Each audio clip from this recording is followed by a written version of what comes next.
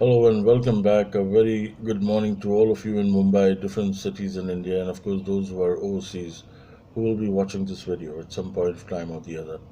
In my quest and endeavor to bring a unique series on tips and techniques, I continue with the NLP series today and bring you something absolutely unique. It's called the NLP Meta Model. Okay, I'll repeat that NLP Meta Model. Now, meta model is a set of questions designed to specify information, challenge, and expand the limits of a person's model of the world. I'll say that again one more time slowly.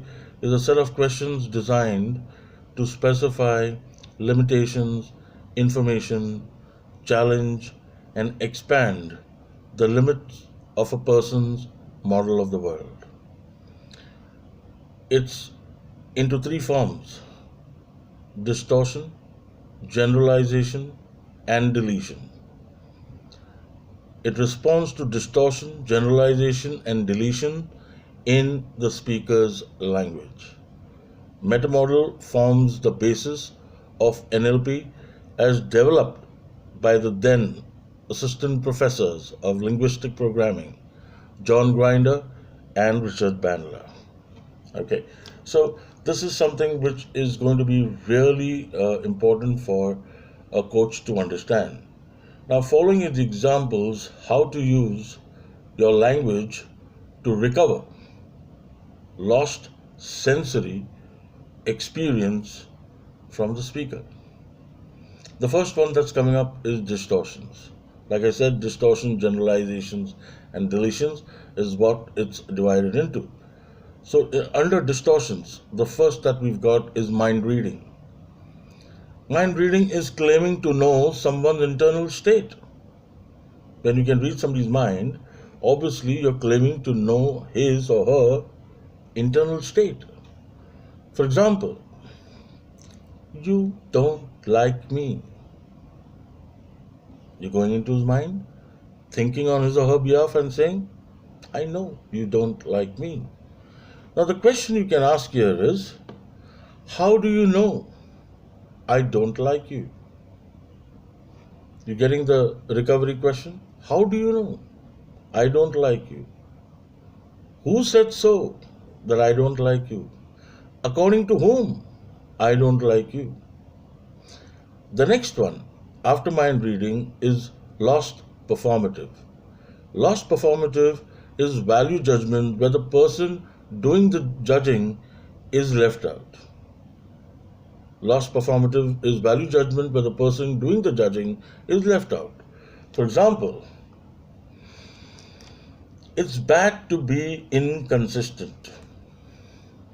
Okay, now here you can ask a question. Who says it's bad? According to whom is it bad? How do you know it's bad? You got the technique? This helps you gather evidence. How do you know? According to whom?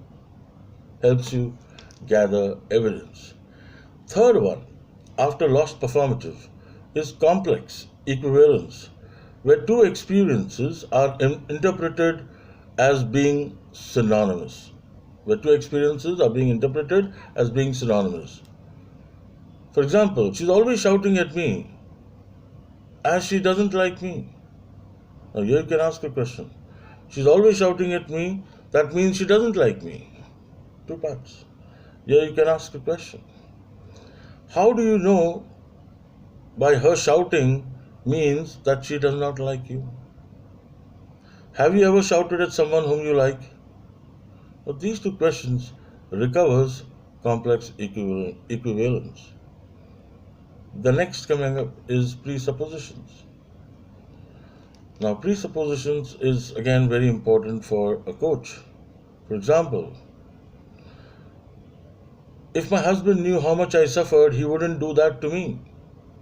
Now, there are three presuppositions here. I suffer. My husband acts in some way, and my husband don't know I suffer. Now, here you can ask questions. How do you choose to suffer? How is he reacting? How do you know that he does not know you are suffering? Here you ask them to specify the choice and the verb and what he does. So you're asking two separate questions. Simple so far? We come to the next, generalizations. Under generalizations, we have universal qualifiers. Now, universal qualifiers are such that uh, there are words like never, ever, everyone, no one, etc., etc. Never, ever, no one, everyone. She never listens to me. Now, here you can ask a question. Yeah, you can counter question that, and you see that the word never exists. She never listens to me. You can ask the question, what would happen if she did listen to you? Here you recover the counter example, the effect, the outcome. What happens? What would happen if she did listen to you? Okay, that's how simple. Under generalization, we have model operators. Now, model operators of necessity, as in should, the words would be should, shouldn't, must not, have to, need to, necessary,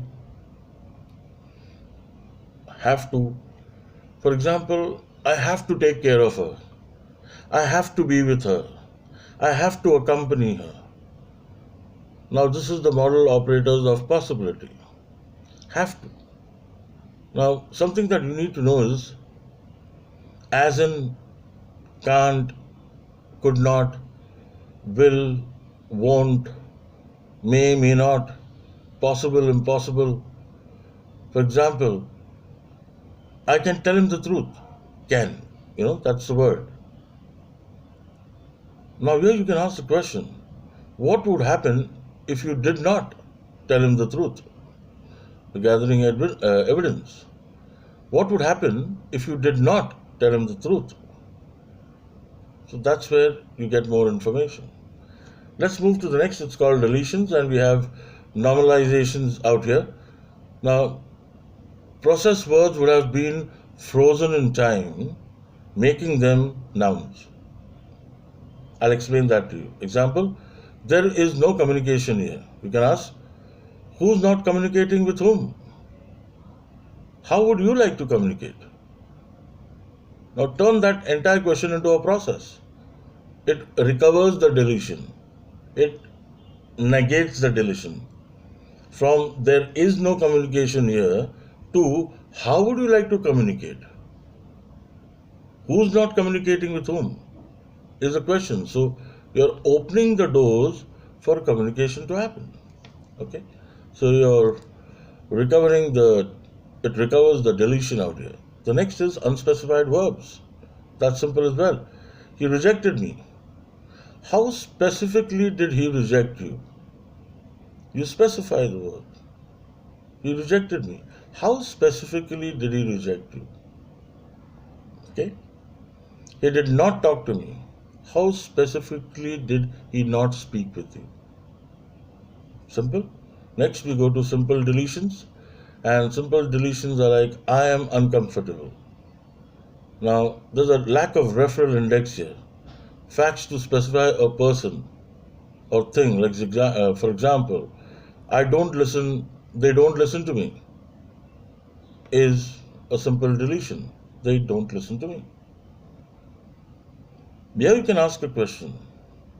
Who is not listening to whom? Why is he not comfortable with you?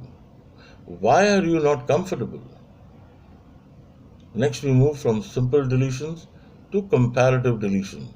Words like good, better, best, worst, more, less, most, least are words which keep coming up.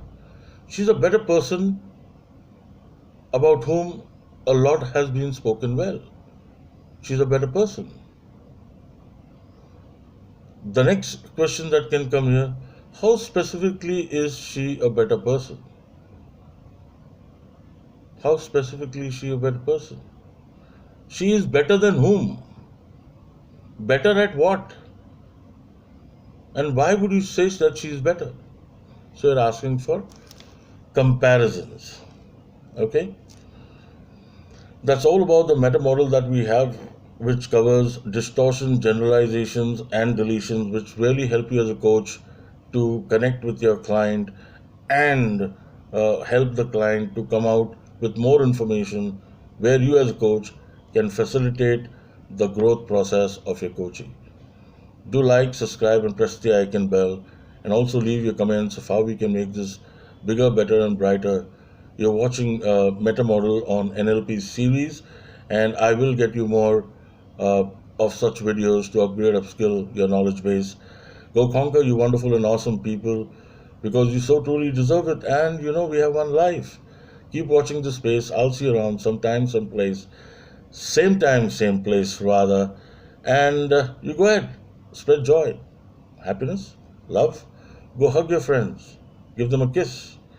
And you stay abundant, stay blessed. I'll see you around. Take care, keep smiling.